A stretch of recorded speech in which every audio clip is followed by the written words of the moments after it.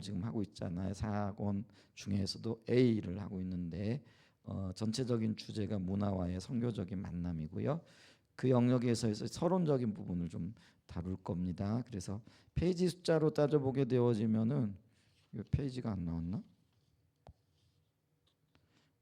그 서론 부분에는 페이지가 안 나왔네요. 제 책에는. 근데 희한하네. 페이지가 안 나왔네요. 근데 앞에는 보니까요. 또 페이지가 나와 있어요. 그래서 22, 23, 24페이지 정도쯤 되는 것 같고요. 그래서 거기 보면은 이제 주요 참고 도서들이 있잖아요. 그래서 쭉 소개되어졌던 책들이기 때문에 이 책이 있으신 분들도 있는 것 같고요. 그래서 좀 어떤 책을 읽어야 될까 이렇게 싶을 때는요. 여기에 나와 있는 책들을 참고해가지고 사서 좀 읽어보면 참 좋지 않을까 이렇게 싶고요. 그 여기서 중요한 책이 이제 완전한 진리라든가 창조 타락 구속이라든가 또 세계관은 이야기라든가 그 다음에 라이프 워크라든지 또 하나님의 선교라든지 그리스도인이 이제 어떻게 살 것인가 이런 부분들이 있어요. 다 중요하지만은 좀 먼저 좀 읽어봐도 좋을 것 같은 그런 책들 몇 권이 있었고요. 자, 그러면 이제 우리 서론 좀 오늘 서론을 다 부지런히 좀 살펴봐야 될 것 같아요. 그래서 제가 중간중간 띄어가면서 좀 한번 보도록 할게요. 우리 책을 읽어가면서 자, 우리가 선교적인 삶을 살면은 이 선교적인 삶이 그리스도인의 기본적인 삶입니다. 그리고 주님이 사셨던 삶이고 또 우리에게 살기를 요구하시는 삶이라는 걸 기억해야 되죠. 그래서 하나님의 선교 이게 이제 만민이 구원받기를 원하시는 거잖아요. 근데 그 일을 위해서 누구를 보내셨어요? 예수님을 보내셨잖아요. 그래서 예수님이 선교적인 삶을 사셨고요. 그러면서 예수님께서 우리에게 선교적인 삶을 살 것을 이제 승천하시면서 요구하시는 것들을 이렇게 보죠. 근데 이제 우리가 이런 선교적인 삶을 살려 그러면은 문화와의 대면이 불가피하다라는 거죠. 왜냐하면 이 사회가 어떤 면에서는 문화의 어떤 복합이라고 할 수가 있잖아요. 그래서 이 세상 문화들 각 나라마다 또 각 민족마다 또 이렇게 이 문화들이 조금씩 다 다른데 이걸 어떻게 그 선교적인 관점에서 만나고 그거를 풀어내는가가 결국은 선교적인 삶을 어떤 영역에서 성공하는가 아니면 실패하는가 이런 것들을 결정짓게 되어진다라는 거죠. 근데 반드시 문화와의 대면이 선교를 하려고 그러면은 다른 문화를 만나야 되잖아요. 예를 들면 기독교 문화가 있죠. 근데 우리 기독교 문화 안에만 머물러서는 세상 문화를 주께로 인도할 수가 없는 거죠. 그러니까 세상 문화도 예를 들면 여러 어떤 문화적인 복합 현상들이 나타날 텐데요. 그리고 문화권도 다를 수 있죠. 예를 들면 이슬람 문화권도 있고요, 힌두 문화권도 있을 수 있고요, 불교 문화권도 있을 수 있고요. 뭐 이런 어떤 문화가 다 다른 것들을 보죠. 근데 예를 들면은 힌두권에 속한 사람들을 우리가 선교를 통하여 구원해 낼 하나님의 의도 가운데 이끌기 위해서는 그들과 반드시 부딪히게 돼 있죠. 조금 좀 격한 어떤 언어로는 영적인 전쟁이 있을 수밖에 없죠. 이제 그런 어떤 일들이 반드시 일어난다라는 거죠. 자, 우리가 왜 선교적 대면 문화와의 선교적 대면이 불가피할 수밖에 없느냐? 선교적인 삶을 우리가 살려고 하면은 우리 주변 문화 가운데서 그 삶을 살아내야 되기 때문에 그렇다. 자, 그런데 여기 우리 인식하고 있듯이 우리 주변 문화는 결코 복음에 호의적이지 않습니다. 교회에 대해서 호의적이지 않죠. 이거는요 초대교회 때부터 그랬다라는 거죠. 모든 시대에 마찬가지였던 것들을 이렇게 볼 수가 있는 거죠. 자, 그래서 우리가 이게 복음이라라고 얘기를 하는데 복음뿐만 아니라 문화에 그 교회에 또 교회 그리스도인들에게 결코 호의적이지 않다. 오히려 호의적이지 않을 뿐만 아니라 많은 경우에는 어떻다라는 거죠? 적대적이고 반그리스도적이다라는 거죠. 그래서 이 문화와 선교적인 대면을 왜 우리는 한표로는 복음을 잘 알고 우리가 전하고자 하는 복음이 뭔가 이걸 알아야 되는데 근데 요즘 그리스도인들이 큰 문제 중에 하나가요. 복음이 뭔지를 몰라요. 알아야지 내가 그 복음의 삶을 살고 복음을 전할 수 있는데 내가 그 복음을 이해를 하지 못하는 거죠. 그러니까 살지도 못하고 전하지도 못하는 이제 그런 어떤 현상들이 있다라는 거죠. 근데 복음이 뭔가를 잘 알아야 된다라는 거죠. 이 복음의 핵심적인 요약이 뭐냐면 예수는 그리스도라는 거죠. 그리고 그분이 우리 왕이고 주라는 거죠. 이제 그런 것들을 삶 속에 풀어내는 거죠. 그럴 뿐만 아니라 한편으로는 주변 문화를 잘 알아야 된다. 이거를 이제 우리가 언어 어떤 습관과 관련되어질 때 이중 언어라는 거죠. 그러니까 예를 들면은 교회에서 쓰는 언어하고 세상에서 쓰는 언어가 달라요. 제가 있잖아요. 예를 들면은 아이들 만나거나 아니면 세상 사람들 만나가지고 대화를 나누잖아요. 그러면은요, 제가 이해하지 못하는 것들이 있어요. 그러면 이제 그들도요. 이게 왜냐하면 저는 이제 교회 안에만 있다 보니까 교회 용어를 쓰는 거죠. 예를 들면 은혜스럽다라든지 감사하며 살아야 된다든지 뭐 성령이 임해야 된다든지 뭐 이런 얘기를 할 거 아니에요. 그러면은 세상에서 어떤 면에 경쟁적인 구도 가운데 있는 사람들 중에서 사랑하며 산다, 감사하며 산다, 뭐 누가 도와주고 성령께서 도우실 거라 뭐 이런 얘기가요. 굉장히 멀게 느껴지는 거죠. 이게 소통이 안 되는 영역들이 있는 거죠. 그렇기 때문에 이 선교적인 삶을 살고 문화와의 어떤 대면을 하기 위해서는요, 이중 언어에 대한 이해가 있어야 된다라는 거죠. 그러니까 교회 안에서 쓰는 이 언어들을 세상적으로 잘 풀어낼 수 있어야 되고, 마치 초등학교 학생들에게 쉽게 설명해 줄 수 있어야 된다라는 거죠. 그러려면 이제 그 세상 언어에 대한 이해도 있어야 되는 거죠. 그런 어떤 것들이 필요하다라는 거죠. 자, 그래서 우리가 어떤 면에서는 이게 돼야만이 모든 문화들을, 우리의 목표는 뭐예요? 모든 문화들을 구속하여서 하나님께로 올려드리는 거잖아요. 그런 어떤 것들이, 그게 우리 사명이라는 거죠. 자, 그래서 여기 성교적 대면을 위해 우리는 뭘 잘 알아야 한다고요? 복음을 잘 알아야 한다라는 거죠. 그러면서 그 중에 하나가 이 복음의 진리가 공적 진리라는 사실이죠. 왜 이게 강조되어지느냐면요, 이 복음 혹은 교회에서 사용되어지는 언어들 문화가 요즘은 어떻게 취급이 되어지는 거예요? 사적인 영역으로. 그게 이제 서구 문화 가운데 일어나고 있는 현상이라는 거죠. 그러니까 교회의 가치관을 가지고 예를 들면은 대화 가운데 끼어들면은요, 야 그건 믿음의 영역이잖아. 그거는 어떤 가치의 영역이기 때문에 네가 가치 있게 여기는 그거는 너나 중요하게 여겨. 근데 그게 모든 사회에 통용되는 건 아니야. 이렇게 나온다라는 거죠. 그러니까 이걸 이제 우리가 이중구조라 이렇게 얘기를 하잖아요. 가령 예를 들면은 과학, 뭐 이성, 뭐 계몽주의적인 어떤 사고들, 또 어쩌면 그 진화론적인 어떤 세계관에 기초한 어떤 것들은 그게 이제 공적인 영역이라고 생각을 하는 거죠. 근데 우리의 신념, 우리의 믿음, 어떤 가치를 선호하는 것, 이거는 사적인 영역이기 때문에 이런 거를 가지고 대화의 주제로 쓰지 말라는 거죠. 자, 예를 들면은 이거예요. 제가 이제 잘 알지는 못하는데 어떤 분이 저한테 이렇게 뭘 보냈는데, 지금 최악의 차별금지법 법안이 발령됐다고, 이걸 반드시 막아내야 된다. 근데 이 차별금지법의 또 핵심에 뭐가 있는 거죠? 이게 예를 들면은 뭐 동성애를 찬송한다든지 이런 것들이 이렇게 있잖아요. 그럼 동성애를 예를 좀 들어보죠. 성경적인 진리는 이게 하나님의 어떤 질서를 벗어나는 행위들이잖아요, 동성애가. 그럼 이제 우리는 그게 이제 진리기 때문에 그걸 가지고 예를 들면은 국회에 가서라든지 아니면은 이제 그걸 주장하는 사람들이 가가지고 동성애는 하나님이 말씀하시기를 아니라고 했습니다. 그러면은 야 그거는 너희들이 믿는 바지. 근데 지금 봐라, 세계적으로 지금 동성애를 지금 반대하는 나라가 어딨냐? 실제로는 반대하는 나라들이 더 많습니다.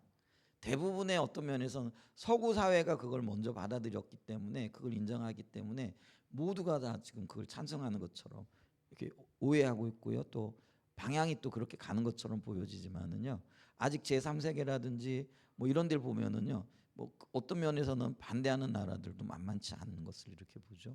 근데 이제 그걸 가지고 공격을 하는 거죠. 뭐냐? 야, 그건 너희 믿음의 영역이지. 근데 믿음의 영역 그냥 너희들끼리나 중요하게 여기지 왜 이걸 가지고 공적인 영역에, 예를 들면 그게 법으로 제정되어지는 그게 이제 예를 들면 법, 경제, 정치, 사회, 문화 이 영역에까지 들고 나오냐라는 거죠. 그러면서 어떤 면에서는 지난 200년 동안 교회가 그거를 스스로 용납해온 어떤 과오도 있다라는 거죠. 그래서 그래 그건 우리 뭐 믿음의 영역이고 뭐 세상 사람들이 살아가는 거는 또 그들이 이제 자신들은 자연주의적인 어떤 가치관에 토대해 가지고 그게 이제 과학이고 이성이고 그것이 사회 문화 전반에 영향을 미친 거기 때문에 이게 공적인 영역에서의 자기 나름대로의 진리라고 주장을 하고 있더라는 거죠. 이러니까요.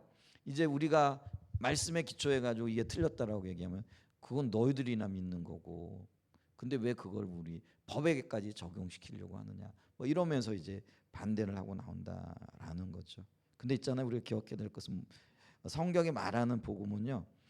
여기 이제 밑에 이제 네 번째 줄을 보면은 근본적으로 온 세상 즉 모든 피조물 모든 나라 모든 인간의 삶에 대한 하나님의 통치의 회복에 관한 것이라는 하나님이 창조하셨으니까 하나님 회복시켜야 되는 게 당연한 거잖아요. 그러니까 이거는 사적인 영역이 아니라 하나님의 일이고 하나님의 일은 공적이다라는 것들을 그리고 이 사실을 우리가 분명하게 인식해야 된다라는 거죠. 자 그러면서 이제 또 하나의 이야기가 선교적 대면을 위해 우리는 주변 문화를 잘 알아야 된다. 그 중에서도 특히 현대 서구 문화를 잘 알아야 된다라는 거죠. 이제 현대 서구 문화의 배경이 뭐냐? 이제 경제 세계화와 아울러 우리나라를 포함해서 전 세계로 확산되고 있을 뿐만 아니라 역사상 가장 강력하고 전 세계에서 복음에 대한 가장 위험한 적으로 활동하고 있기 때문에 그렇다라는. 그러니까 서구 문화가 들어간 모든 곳에 기독교가 쇠락의 길을 걷고 있어요. 전혀 기독교적인 세계관이 아닌 그러니까 반기독교적인 그런 어떤 그 구조를 가지고 있을 뿐만 아니라 그런 배경을 가지고 있더라는 거예요. 그래서 이게 있잖아요. 이게 함께 가는 게 뭐냐면 경제 발전과 같이 가는. 그러니까 요즘은 이제 경제 논리잖아요. 이제 그러다 보니까 이제 경제가 발전되어지면은 사람들이 잘 살게 되어지고요. 이게 잘 살게 되어지면서 이제 그들이 관심을 가지는 게 이 어떤 면에 보게 되어지면은요. 그 인간의 어떤 그 자유라 그럴까요? 그러니까 어디서부터든지 속박받기 싫어하는 거고 또 인간의 자유를 어떤 극대화하려고 하는 시도들을 하게 되어지는 거죠. 그랬잖아요. 그 국민소득 2만 불만 넘어가면은요 모든 나라에서 아주 그 공통된 현상이 나타나는데 종교가 쇠퇴하게 되어지고요. 그 중에 기독교가 가장 빠르게 쇠퇴하게 돼요. 근데 있잖아요. 올바른 경제라든지 또 사회 문화의 어떤 토대가 사실은 서구 문화가 기독교 문화였잖아요. 근데 그럼에도 불구하고 이 서구 문화가 발전하면서 그거를 어떤 면에서는 배척하게 되어지는 그런 분위기들이 나타나기 시작했다라는 거죠. 그러면서 여기 현대 서구 문화는 사회를 또렷하게 분리하는 두 영역으로 나뉩니다.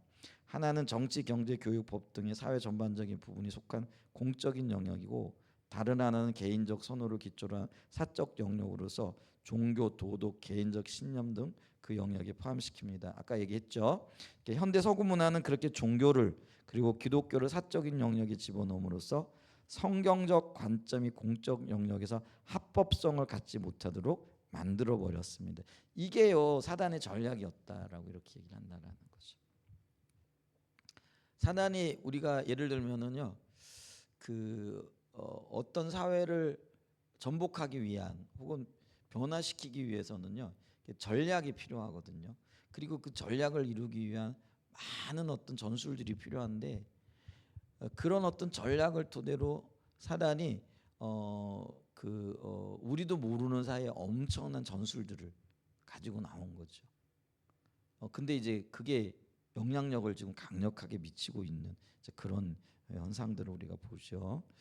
이제 그러면서 그들이 강력한 힘을 가지게 되어진 이게 이제 우리의 잠들어 있는 어떤 원인이기도 하다. 우리가 이런 것들을 잘 몰랐다라는 거죠. 얼마나 교묘하게 어떤 그 하나님의 나라를 허물기 위한 계획들이 진행되어 오고 있는데 우리는 그걸 모르고 있었다라는 거죠. 그래서 레슬리 뉴빅이라는 선교사님이 인도에서 돌아온 후에 서구 교회가 이런 이층 구조, 그러니까 이런 그 공적인 영역과 사회적인 영역. 근데 200년 전, 300년 전만 해도요, 이게 나뉘지 않았다라는 거예요. 그러니까 기독교 진리가요, 사회 전반에 그대로 통용이 됐다라는 거예요. 아니 좀 7, 80년 전에만 해도요, 1950년대에 이 그 미국 사회에서는요, 대법원에서 어떤 대법원 판사가 어떤 얘기를 했느냐면은요, 우리는 기본적으로 그 종교적인 국민이라고 이렇게 얘기를 했거든요. 근데 그게 그때는요, 당연하게 받아들여졌거든요. 근데 1980년대 들어오면서요, 대법원 판사가 어떤 이야기를 이렇게 하느냐면은요, 나는 종교적인 어떤 믿음으로 동성애에서 예를 들면 그거를 반대한다라는 입장을 표명했거든요. 그랬더니 개인의 종교적인 네, 방송이 안 되고 있나요? 이제 그런 입장을 표명했더니요, 아주 엄청난 난리가 나게 된 일들이 있었던 거죠. 그러니까 분위기가 그만큼 바뀌어진 것들을 우리가 보게 되어진다라는 거죠. 자, 그래서 이런 것들이 이런 현상들이 나타났다. 자, 그래서 이제 다음 페이지로 넘어가면요, 현대 서구 문화의 선교적 대면에서 매우 중요한 것은, 이건 다른 문화와도 마찬가지라는 건데, 근데 그 문화의 기저에 놓여 있는 종교를 들춰내는 것이 필요하다라는 거예요. 근데 우리가 그걸 몰랐다라는 거 이제까지.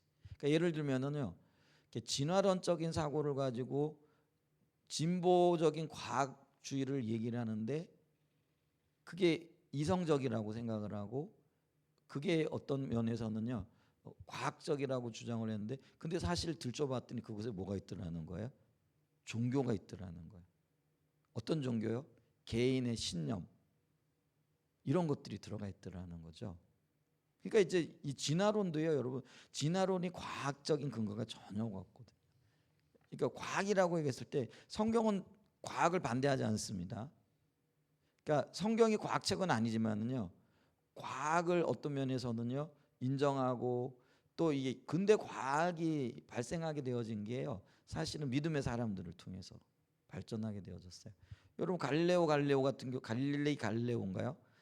그분도 믿는 분이었고요. 아이작 뉴턴 같은 분도요, 우리가 물리학자잖아요, 만유 법칙 이렇게, 그분도요 굉장히 신실한 그리스도인이었던 것들이 이렇게 보죠. 그러니까 이게, 근데 그들이 과학적인 어떤 그 원리들을 발견할 수 있었던 게요, 성경의 원리 가운데서 하나님께서 어떤 일을 하고 계신가를 연구하고 고민하다가 과학적인 어떤 사실들을 발견했던 것들을 이렇게 볼 수가 있다라는 거예요. 근데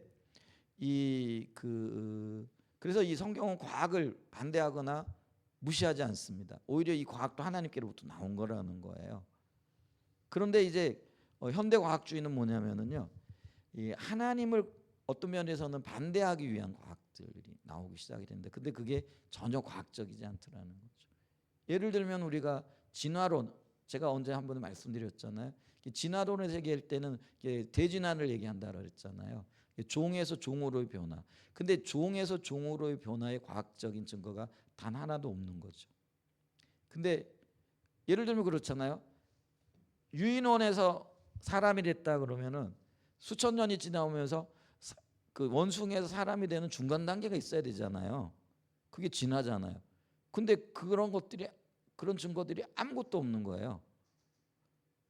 그런데 그들이 얘기하는 거는요, 소진화, 같은 종 안에서의 어떤 변화를 가지고 마치 뻥튀기 해가지고 대진화가 가능한 것처럼, 종에서의 종으로의 변화가 가능한 것처럼. 그럼 이게 논리적이지도 않고 이게 과학적이지도 않는 거예요. 원인도 없고 결과도 없는 거죠. 근데 그거를 끊임없이 믿고 있고요, 그걸 어떤 면에서는 학교에서 가르치고 있다라는 거예요.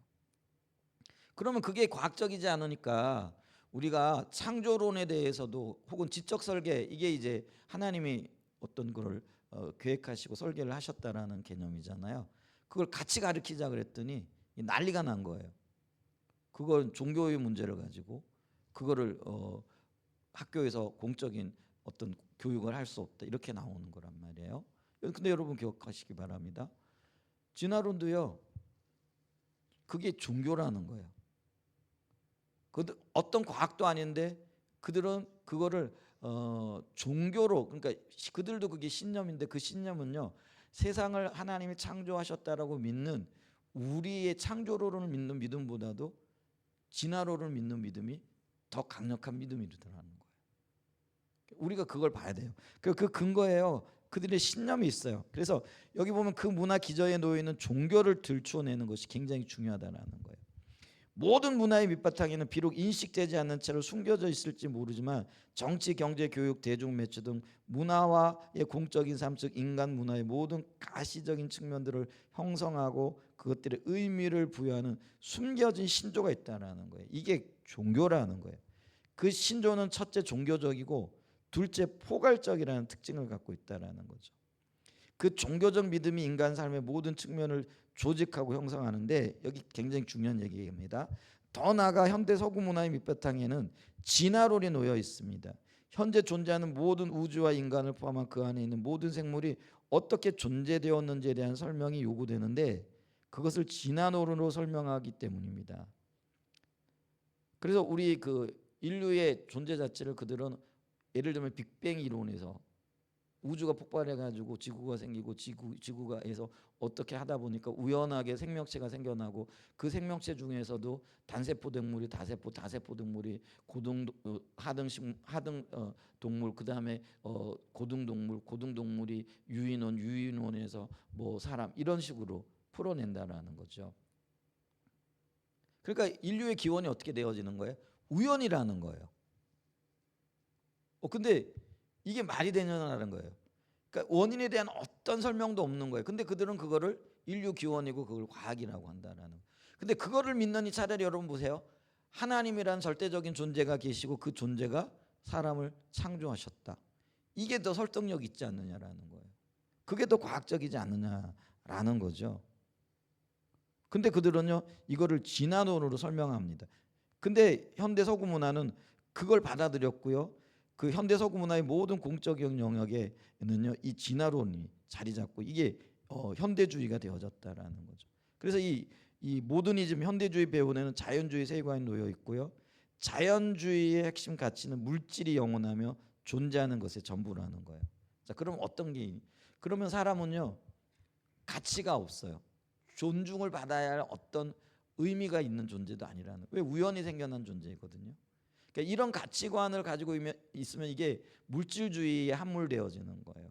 그러니까 오늘날 이런 가치관을 가지고 있으니까 사람은 단순히 돈벌이 대상이 되는 거예요. 요번에 왜 캄보디아에서 사람 뭐 잡아가지고 막 장기 밀매하고, 이게요, 그게 이제 어떤 면에서는요, 물질주의 가치관이 토대가 되어져. 만약에 기독교적인 가치관, 하나님께서 사람을 창조하신 존귀한 존재라고 한다면은요, 어떻게 사람을요 돈벌이를 위한 수단으로 삼을 수 있느냐를, 장기 적출에다가 팔고요, 요거는 사람을 보고 요거는 얼마짜리, 요거는 얼마짜리, 이런 값을 매길 수 있겠느냐라는 거예요.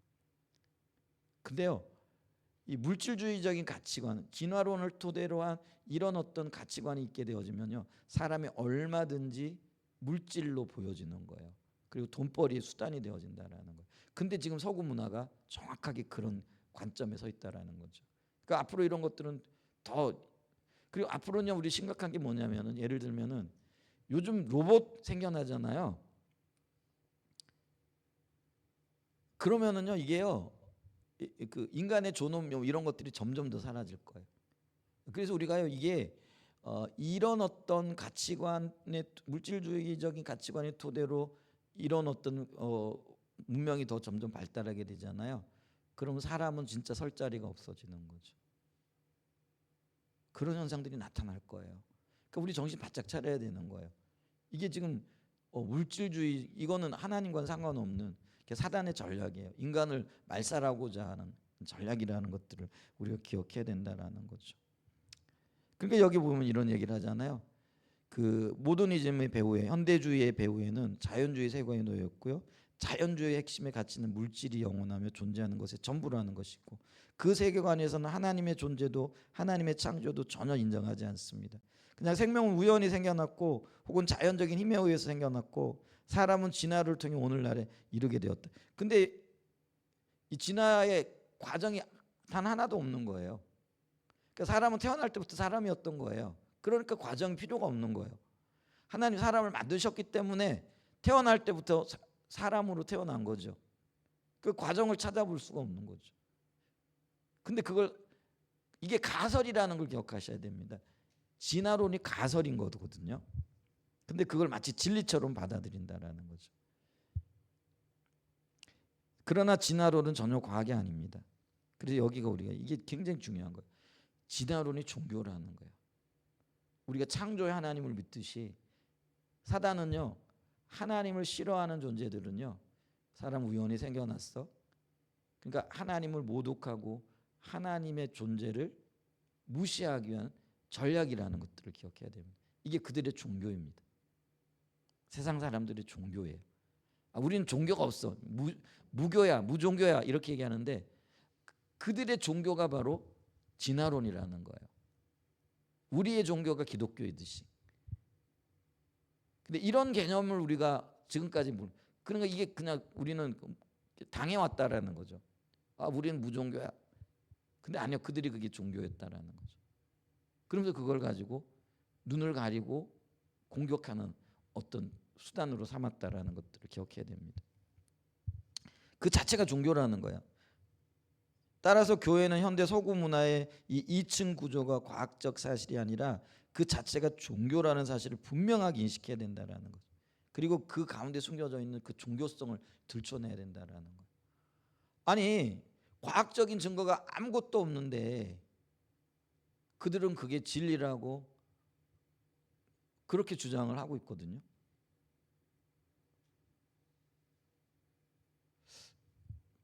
저는 다 찾아보지는 않았는데요. 이 책을 쓴 저자가요, 모든 걸 다 뒤져가지고 그 종에서 종으로의 변화를 가는 어떤 것들을 증명해낼 수 있는 증거를 한번 가지고 와보라. 근데 그게 없는 거예요. 우리 이제 옛날에 보면은 뭐 호모 사피엔스, 뭐 네안데르탈인 이런 어떤 거잖아요. 근데 그런 많은 것들이 요즘 그게 드러났거든요. 사람의 자기가 명성을 얻기 위한 조작한 거라든지 아니면은 어떤 돌연변이긴 하지만 근데 유전자학이 발전되어지면서 돌연변이는요 2대 3대를 넘어가지 않는다라는 거예요. 이게 있잖아요. 어떤 그 변화가 오려면 돌연변이가 되고 그 돌연변이에서 또 다른 변화가 와야 되잖아요. 근데 돌연변이는요 2대 3대를 생산해낼 수 없다라는 거예요. 그게 이제 유전자학이 발전되어지면서 드러나는 거죠. 그러니까 그리고 이게 돌연변이들은요 돌연변이 됐다가 다시 원래 상태로 회귀하려고 하는 성질이 있다라는, 그게 이제 하나님 만들어 놓으신 거죠. 근데 그걸요 알면서도 그들은 그들의 주장을 내려놓지를 않아요. 근데 그게 왜 그런지 아세요? 그게 종교이고 신념이기 때문에 그래요. 근데 그 신념의 배경에 영적으로 보면 누가 있느냐라는 거예요. 우리 믿음의 배경에 누가 있어요? 성령이 계시고 하나님이 계시잖아요. 근데 그들의 믿음의 배경에 누가 있는 거예요? 사단이 있는 거예요. 우리가 그걸 기억해야 된다는 거죠. 그래서 우리가 이 사실을 분명히 하게 인식해야 돼요. 그들이 엄청난 믿음을 가지고 있는 존재들인 거예요. 종교를 가지고 있는 거예요. 진화론이라는 종교를 가지고 있는 거예요. 그래서 성경 이야기와 서구 문화 이야기의 차이는 종교와 과학의 차이가 아니에요. 근데 이제 그렇게 몰아가잖아요. 우리는 과학적이고 니들은 종교, 그러니까 신념이야. 가치 체계의 문제야. 그러니까 우리하고 말이 안 통해. 그러니까 우리는 과학이라 이렇게 주장을 한다라는 거예요. 그러니까 우리가 그걸요 이제까지 받아들였어요. 왜냐하면 이걸 인식을 못했고 이게 종교라는 걸 인식을 못했거든요. 근데 이제는요 그게 보여지는 거예요. 야, 얘들이 이 종교적인 자기들도 종교적인 신념인 거예요. 그게 과학이 아니고. 이런 것들을 기억해야 됩니다. 그래서 이거는요 종교와 과학의 차이가 아니에요. 그것은 종교와 다른 종교의 차이라는 거예요. 우리 전통적인 기독교, 그 다음에 이건 뭐예요? 진화론은 자연주의예요. 진화론을 토대로 한 종교라는 거죠. 이게 자연과학주의라는 거예요. 물질주의라는 거예요. 근데 이게 다른 종교라는 거예요. 최근에 200~300년 안에 탄생한 신흥 종교예요. 쉽게 얘기하면. 이렇게 이해를 하면은요, 이 진화론이 어떻게 그렇게 우리가 볼 때는 과학적인 증거도 없는데, 명백한 증거가 없는데 그걸 그렇게 끈질기게 그거를 주장할 수 있느냐라는 거예요. 그게 종교이기 때문에 그렇다라는 거죠. 자, 그래서 이 서구 문화의 선교적 대면을 위해 매우 중요한 또 하나의 요소는 중립적 이성의 가면을 벗겨내는 거라는 거죠. 자, 서구 문화의 공적 영역에 밑바탕에 놓여 있는 모더니즘이 표방하는 한 핵심은 가치 중립적 이성 자율. 그래서 우리는 중립적이야, 우리는 이성적이야, 자율적이야. 그러니까 우리가 옳아 이렇게 얘기를 하더라는 거예요. 그럼 정말로 아까도 얘기했듯이 그들이 가치 중립적이고 자율적이냐라는 거예요. 예를 들면 똑같은 기회를 주고 어쩌면 똑같은 어떤 그 기준을 가지고 있느냐라는 거예요. 아니요. 이들은요 그렇지 않다라는 거죠.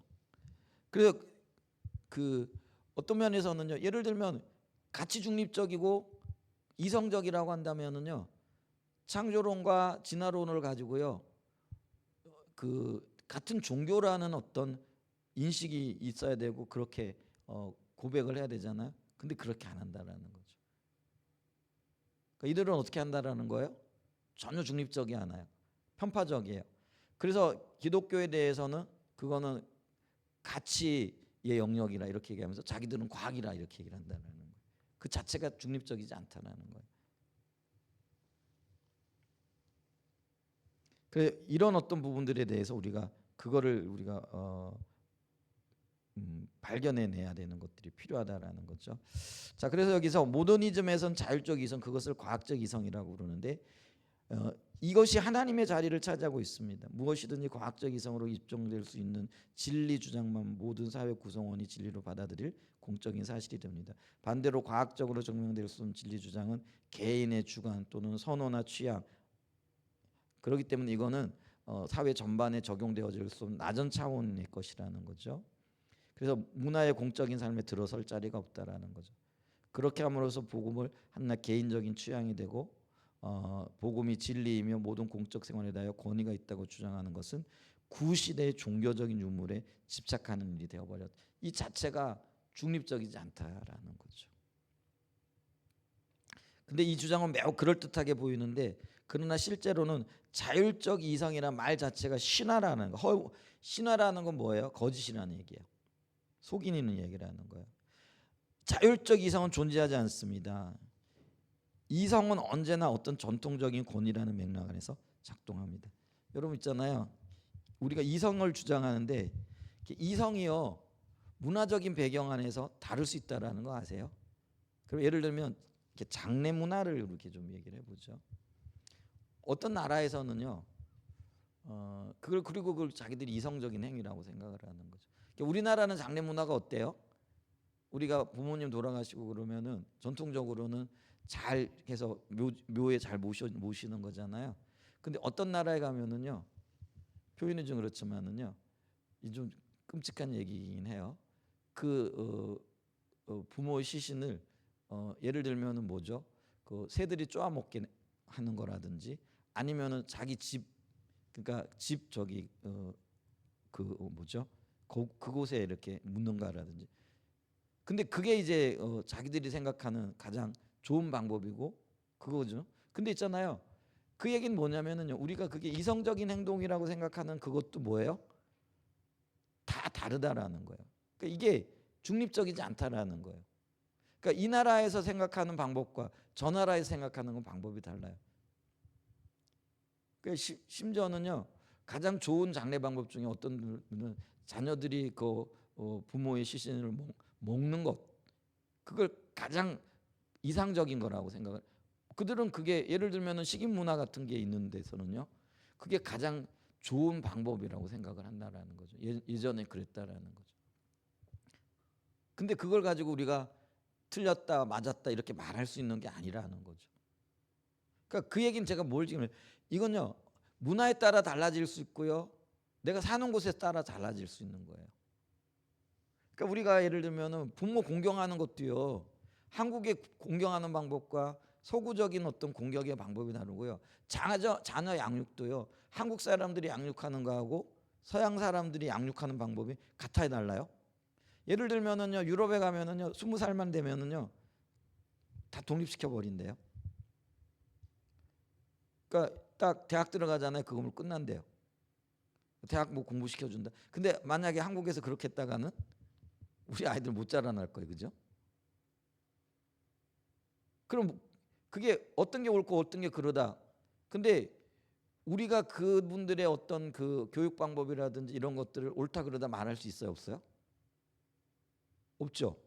그러면 그들이 우리의 교육 방법을 보고 옳다 그러다 말하면 돼요, 안 돼요?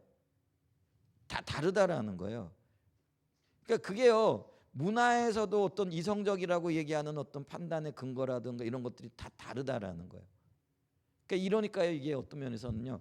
그게 절대적인 기준이 아닌데요. 근데 절대적인 기준이 아닌 것들을 가지고 판단하고 있다라는 거죠. 그렇기 때문에 이거는요. 자율적 이성이다. 이게 온전하다. 어떤 모든 것들이 근거가 되어진다. 없어요. 그게 있다면 그게 진리인데 우리는 그거를 하나님의 말씀이라고 받아들이는 거죠. 근데 이들은 뭐라고 하는 거예요? 그게 과학이라고 얘기를 하는 거죠. 근데 과학으로 얘기하고 있는 그 모든 것들이 다 다르다라는 거죠. 그걸 우리 그렇기 때문에 이들이 얘기하는 자율적 이성이 존재하지 않는다라는 거죠. 그래서 여기서 이성은 언제나 어떤 전통의 권위라는 맥락 안에서 작동한다라는 거예요. 그러니까 이게 문화에 따라 다르고요, 전통에 따라 달라질 수 있는 것들이라는 거예요. 그럼 이게 자율적인 이성으로서의 어떤 권위를 우리가 줄 수 있느냐라는 거죠. 그게 다 다른데요, 방법에 따라. 다시 말해서 그것은 사회적으로 구현된 어떤 전통 안에서 세상을 이해하고자 작동하고 거기에 그 전통의 믿음과 추정이 모두 함께 있습니다. 그러니까 과학적 지식도 전통에 기초하고 있습니다. 그러니까 과학의 경우에도 이성은 과학자들의 공동체 안에서 작동하고 그들은 그 전통을 진척시키고 그 근본적인 통찰들을 다양한 상황과 경험에서 사용한 일에 함께하기 때문에 과학의 전통조차도 의문시되지 않은 신앙적 헌신에 비추어 작동한다라는 거예요. 달라질 수 있다라는 거예요. 자, 어떤 학문 분야의 동일한 주제를 놓고 학자들이 다 과학적인 방법을 주장하면서도 그들은 예를 들면은요, 그 한국 사람들이 이해하는 그런 어떤 과학과 미국 사람들이 이해하는 과학과 인도 사람이 이해하는 게 달라요. 그게 왜냐하면 그들이 전통과 문화의 어떤 면에서는요 영향을 받고 있기 때문에 그렇다라는 거예요. 그러니까 이게 자율적인 이성 진리라는 것 있을 수 없다라는 거죠. 그래서 각기 다른 전통에서 결론을 내린다라는 거예요. 오늘날 포스트 모던 시대에서는 학문의 중립성을 당연히 신화로 여깁니다. 이제 그걸 인정하기 시작했다라는 거죠. 학문의 중립이 있느냐? 없다라는 거예요. 그게 다 다르다라는 거예요. 문화에 따라 다르고 전통에 따르고 각 나라마다 달라요. 결론이 내리는 게 다르다라는 거예요. 자, 이성의 객관성과 중립성에 대한 믿음이 깨졌기 때문입니다. 더 나아가 과학적인 방법은 과학의 발전을 가져왔을지 모르지만 아울러 치명적인 결과를 초래했다라는 거죠. 과학적인 이성 혹은 과학적인 방법은 목적을 배제한다라는 거예요. 근데 반면에 우리 인간은 목적 없이 살아가기 힘들고 인간의 행위는 목적의 범위를 사용하지 않고는 설명하기 어렵습니다. 여러분, 우리에게 목적 의식이 상설되어지면 살아갈 어떤 의욕이 있느냐? 없어요. 왜 살아요? 희망을 가지고 우리가 살아야 할 목적이 분명하게 인식될 때 살아갈 힘을 얻는 거잖아요. 근데 그게 없다? 물질주의에서는 그게 없는 거예요. 이제 그런 거죠. 그래서 이 가치 중립적 사실의 개념은 공적 영역에서 윤리의 기준을 상실을 가져왔다라는 거죠. 그 결과 오늘날 모든 공적인 영역에서 그것을 지탱해줄 윤리적 기준이 없어요. 그러니까 사회가 점점 더 각박해질 뿐만 아니라 앞으로 있잖아요. AI 시대라고 얘기를 하는데 정말 우리가 옛날에 영화 볼 때요, 왜 기계가 사람을 지배하고 그 뭐죠? 그 아놀드 슈왈츠 제네거가 했던 그 영화 뭐예요? 그거 왜 터미네이터. 이거 기계 인간이잖아요.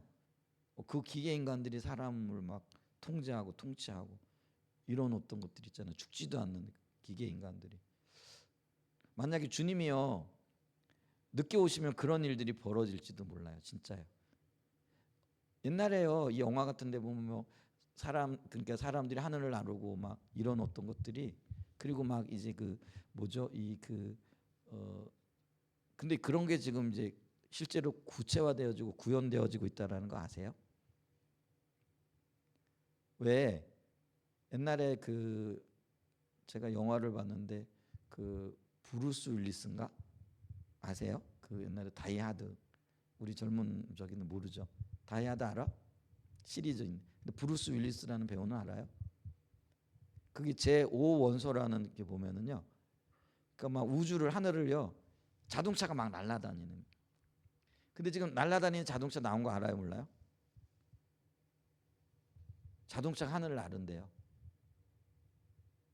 그러니까 이제 우리는요. 택시를 타고 하늘을 나르는 그게 나왔대요. 지금 그게 너무 비싸가지고 그런데 근데 그게요. 40년 전에 30년 전에 그런 이야기들이 나왔거든요. 근데 지금 그게 현실화되어져 가는 거죠. 근데 기계 인간들이 나타나 가지고 사람들을 통제하고 지배하는 그게 벌써 우리가 우리 영화나 이런 데서 나왔었거든요. 만약에 주님이 조금 더 늦게 오시면은요. 실질적으로 그런 일들이 일어날 거예요.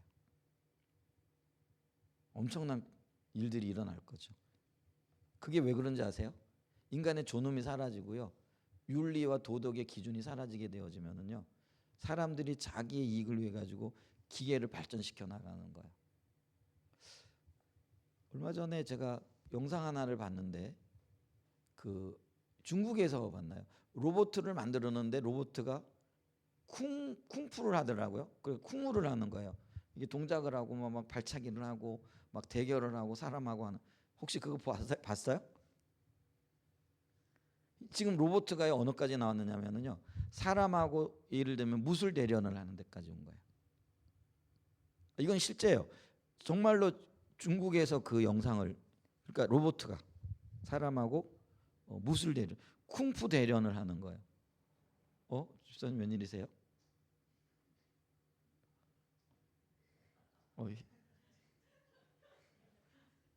김장 안 하세요? 김장하러 가셨는데 이게 근데 엄청난 일이 벌어지고 있다라는 거예요. 근데 그게 만약에 여기서요 목적 의식이 상실되어지고 윤리와 도덕적인 기준이 없어져 버리잖아요. 그러면은 기계가 사람을 통제하고 이 길이 열어지는 거예요. 그래도 지금은요 그래도 그나마 뭐가 있는 거예요? 윤리라는 게 조금 남아 있어요. 인간의 책임 의식이라는 게 조금 남아 있어요. 그러니까 그런 것들을 개발하는데도 사람들이 눈치를 보는 거예요. 그리고 그거를 어떤 면에서는 국가나 이런 데 통제를 하는 거잖아요. 그런데 만약에 그게 사라져 버렸다? 그러면 이게 이 규제가 풀려져 버리는 거예요. 그러면은요. 멀지 않아 진짜예요. 기계가 사람을 종처럼 부리는 시기가 올 거예요. 이게 하나님 없는 세상에서는 그런 일들이 나타나게끔 되어져 있다라는 거예요. 이 무서운 거예요. 근데 우리가 그런 무서운 시대를 가고 있어요. 우리가 우리 생전에 그런 걸 보게 될 줄 몰랐어요. 사람과 로봇가 쿵푸 대결을 하고 있는 거예요. 근데 만약에 대결을 했을 때 사람이 이길 수 있을까요? 없을까요? 왜 이제 자율주행 그래가지고 자동차도 이제는 뭐죠? 그 AI가 몬다 그러잖아요. 근데 그렇게 할 때 사람이 하는 것보다도 훨씬 더 사고율이나 이런 게 줄어든다 그러더라고요. 그만큼 정밀한 거예요. 그러니까 사람이 따라갈래야 따라갈 수가 없는 이런 일들이 나타나게 되어지는 거예요. 근데 여기에 목적이 상실되어지고 윤리와 규범이 상실되어지고 그렇게 되어질 때 어떤 일들이 벌어질 것인가. 이제 우리가 그걸 좀 봐야 된다라는 거죠. 근데 이 위험성을 봐야 돼요. 그래서 예를 들면 사람들도요 그런 어떤 이 목적 의식이 사라지고 이렇게 되어지면은요 여기 보면 데카르트는 이게 모더니즘의 아버지라 이렇게 하는데 필연적으로 니체를 낳는다라는 말이 있다라는 거죠. 그러니까 사람에게서 이 인격이 사라지고 과학주의가 중심이 되어지면은요 이 데카르트가 이 방법과 어떤 경험론을 상시한 사람이잖아요. 그렇게 되어지면은요 목적이 상실되어지기 때문에 이게 정신병자들이 항상 되어져요. 니체가요 결국은 이분이 미쳐갖고 정신병원에서 돌아가셨다 그러더라고요. 근데 그 사람이 얘기했던 게 뭐냐면은요 신은 죽었다라는 거죠. 그래서 신으로부터 해방되어져야 된다. 그래서 인간의 자유, 이성의 어떤 그 힘을 주장하고 나왔잖아요. 그러니까 있잖아, 그는 결국은 미쳐버릴 수밖에 없었던 거예요. 정신병자로서 죽을 수밖에 없었다라는 거죠. 자, 그러면서요, 결국은 그가 자살로 생을 마감했는데 20세기 들어서 이 생각의 기원이라는 책이 아주 쉽게 우리 지금 교육위원들이 읽고 있잖아요. 다 읽으셨나 모르겠는데 한번 읽어보세요. 니체 이야기가 아주 재밌게 나와 있거든. 왜 그가 그럴 수밖에 없었는가? 그가 뭘 얘기하고 있는가? 이런 것들이 나와요. 근데 우리가 지금 그의 얘기, 그의 어떤 사상의 체계에 이렇게 동화되어져 있다고요. 그런 어떤 많은 부분들이 있죠. 근데 여기 있죠. 20세기 들어서 처음 등장한 정신 관련 질환만 하더라도요, 20가지 이상이 넘는다고 한다. 이게 끔찍한 일들이 사실은 일어나고 있다라는 거죠. 자, 그래서 현대 서구 문화와 관련하여 우리가 올바로 이해할 만한 중요한 부분은 역사의 발전 방향과 관련한 것입니다. 자, 그래서 다시 말해서 교회는 모더니즘의 진보의 신앙을 파헤쳐야 합니다. 그래서 네슬리 뉴비기는 그것을 다음과 같이 표현한다. 서구의 이야기는 더 나은 세상을 만들겠다는 목적으로 자연과 인간사를 제어하기 위해 과학적 이성을 기술과 사회 조직에 적용함을 통해 자율적 인류가 악에 대해 거둔 승리다. 이게 아까 예를 들어 과학 만능주의 이런 것들을 내세우면서요. 어떤 면에서 보면 자율적 인류가 악에 대해 거둔 승리다. 그러면 하나님께서 인류에게 문화 명령을 주셨고 빈곤과 자연재해가 넘쳐난 세상에서 물질적 풍요로 포함 진보를 추구하는 것이 왜 이렇게 해가지고 우리가 잘 살면 되지 않냐? 그렇게 생각할 수도 있죠. 믿는 사람들 중에서도 그거를 용인하고 받아들이는 많은 사람들이 있더라는 거예요. 근데 문제는 뭐냐면은요.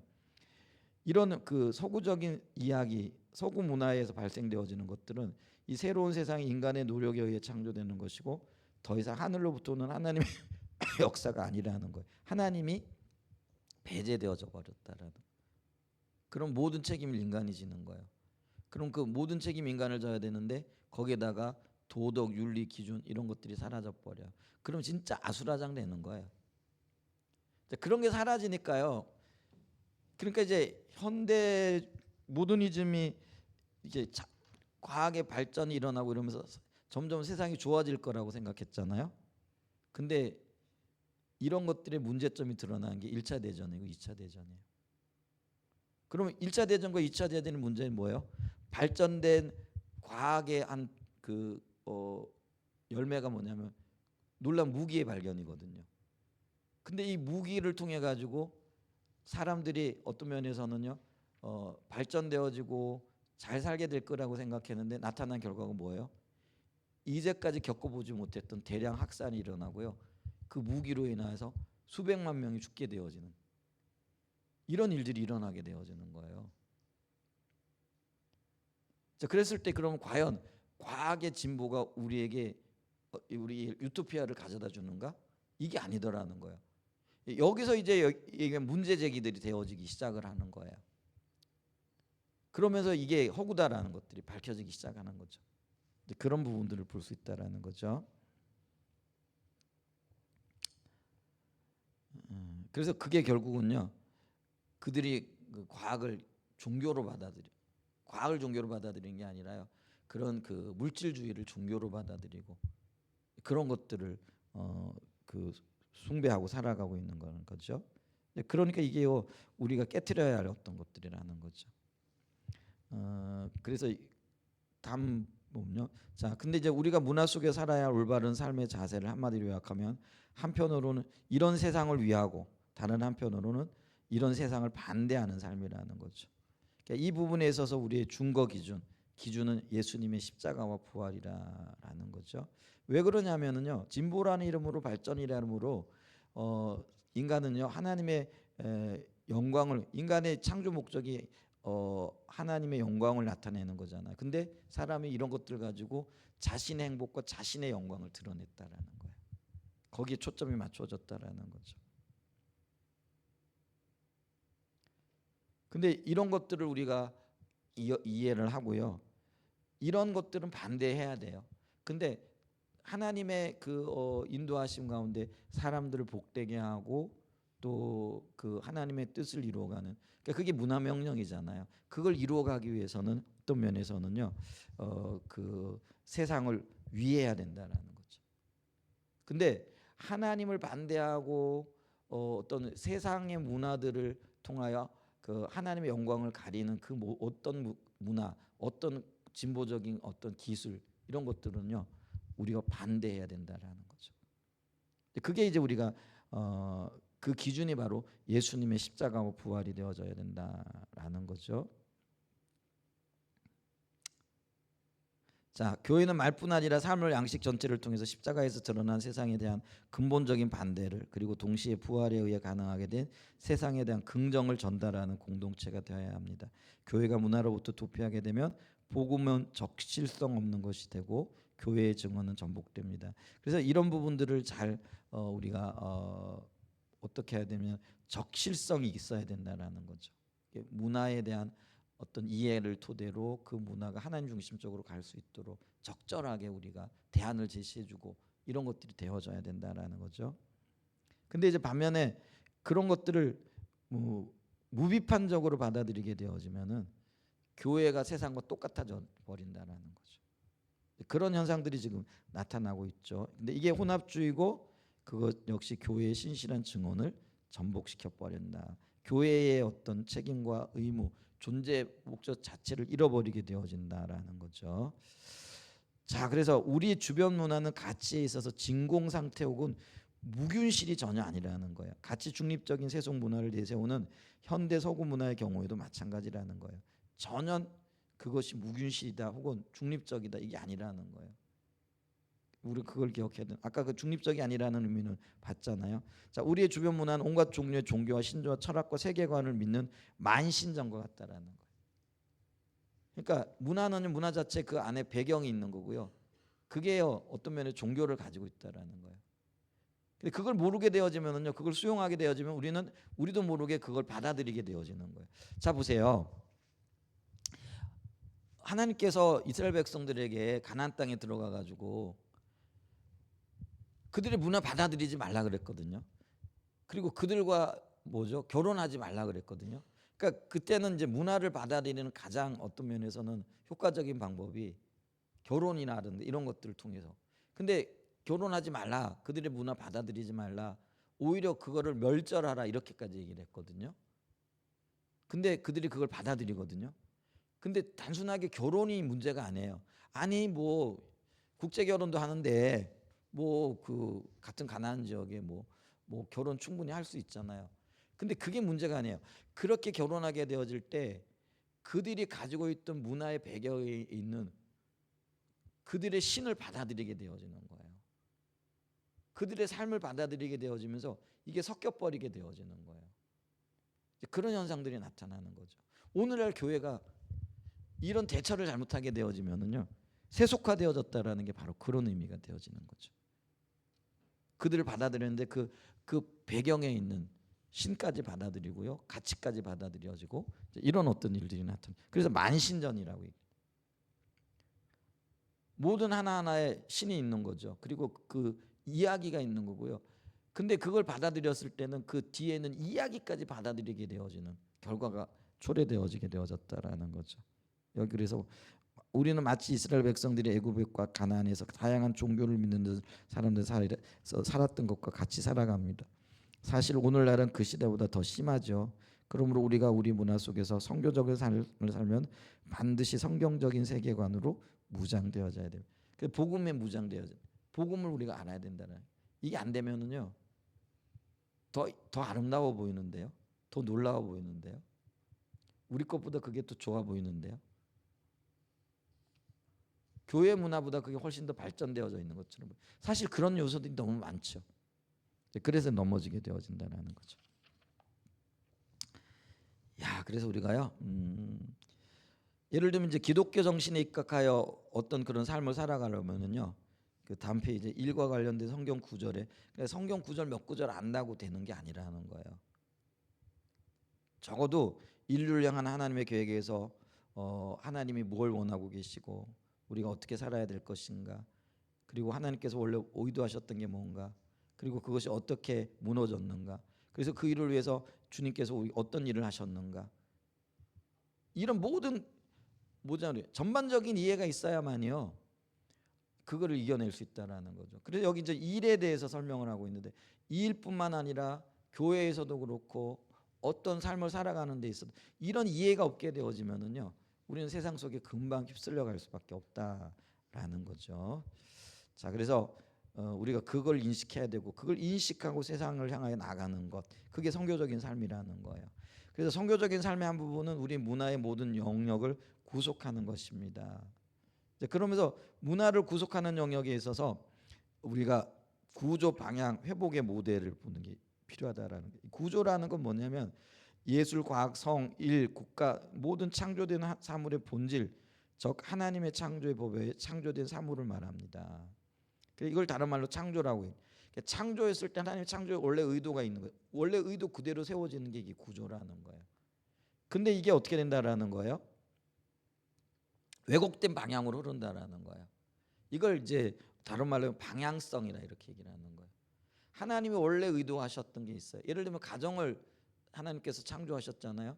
그러면 가정 안에 하나님 서로 섬기며 사랑하며 친밀한 교제를 누리는 이런 것들이 하나님 의도하셨던 건데, 근데 이 방향이 사람이 타락하게 되어지면서 이 방향을 어떻게 튼 거예요? 이 가정도 하나님의 의도가 아니라 어떤 면에서는요 그 죄가 범람하게 되어지는 방향을 그렇게 잡은 거죠. 그래서 이거를 이제 하나님이 다시 회복시키는 거예요. 그거를 이제 리스트럭처 이렇게 얘기를 하는데, 그걸 뭐라고 얘기를 하냐면은요 그 구조를 다시 세우는 거라는 거죠. 그 이거를 이제 이렇게 구조 방향 회복이라는 모델, 이걸 이제 창조 타락 구속의 모델로 부르기도 한다라는 거죠. 그 지금 우리가 해야 할 일이 그거라는 거죠. 하나님 원래 의도하셨던 창조 세계가 있는 거예요. 근데 그게 죄로 인해 무너졌어요. 그게 이제 사람이 선택한 방향이라는 거예요. 근데 우리는 그거를 선교적인 삶을 통해서 어떻게 해야 된다는 거예요? 리스트럭처, 그러니까 원래 하나님 의도하셨던 그 의도대로 세워야 된다라는 거예요. 이게 이제 우리에게 주어진 선교적인 삶이라는 거예요. 그걸 이제 그 월트 헌터스인가요? 그분은 창조, 타락, 구속 이렇게 표현한다는 거죠. 그게 이제 우리에게 맡겨진 선교적인 삶이다. 그리고 우리가 살아야 할 어떤 방향성이다. 지금 이거를 얘기하고 있고요. 그래서 이런 기초를 토대로 이제 4장을 쭉 살펴가게 될 거예요. 지금 얘기했던 이걸 이제 다시 한 부분 가운데 살펴보면서 우리가 어떻게 살아야 될 것인가, 이 부분들을 보게 될 겁니다. 네, 마치겠습니다. 기도하겠습니다.